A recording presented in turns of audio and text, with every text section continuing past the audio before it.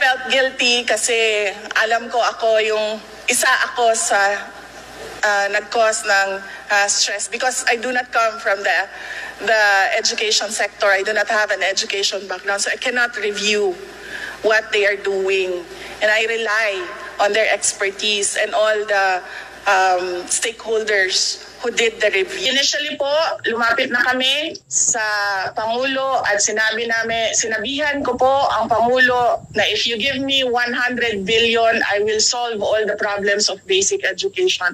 And that is what I want to reiterate as well to Congress and the House of Representatives. If you give us, the people here sitting in front of you, 100 billion, we will be able to solve the problem in 6 years.